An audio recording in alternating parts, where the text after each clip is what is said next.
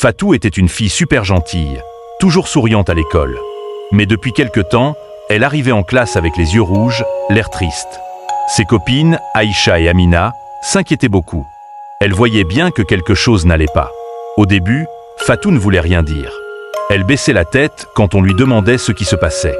Un jour, Amina l'a prise à part après les cours. « Fatou, s'il te plaît, dis-nous ce qui te tracasse. On est tes amis, on veut t'aider. » Les larmes ont commencé à couler sur les joues de Fatou. Elle a fini par raconter. C'était Monsieur Dubois, son professeur de maths. Au début, il lui faisait des compliments bizarres, qui la mettaient mal à l'aise. Puis, ça a empiré. Il lui demandait de rester après la classe, il lui touchait le bras en parlant, et un jour, il a essayé de l'embrasser de force dans la salle de classe vide. Fatou avait eu très peur et depuis, elle n'osait plus aller en cours de maths. Elle avait honte et elle pensait que c'était de sa faute. Aïcha et Amina étaient choquées et en colère. « Mais Fatou, ce n'est pas ta faute. Monsieur Dubois n'a pas le droit de faire ça. Il faut qu'on en parle à quelqu'un. » Fatou avait peur des représailles, mais ses amis l'ont convaincue.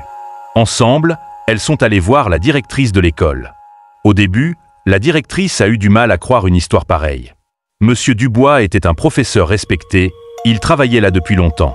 Mais en voyant la détresse de Fatou et le soutien de ses amis, elle a accepté d'écouter. La directrice a convoqué Monsieur Dubois et a mené une enquête discrète. D'autres élèves ont fini par témoigner de comportements inappropriés de sa part. La vérité a éclaté. Monsieur Dubois a été suspendu puis renvoyé de l'école. Pour Fatou, ça a été un grand soulagement. Elle a pu retourner en classe plus sereinement, même si elle gardait une cicatrice de cette mauvaise expérience. Grâce au courage de Fatou et au soutien de ses amis, la justice avait triomphé. Cette histoire a montré à tout le monde qu'il ne faut jamais se taire quand on est victime de harcèlement et qu'il y aura toujours des personnes prêtes à nous aider.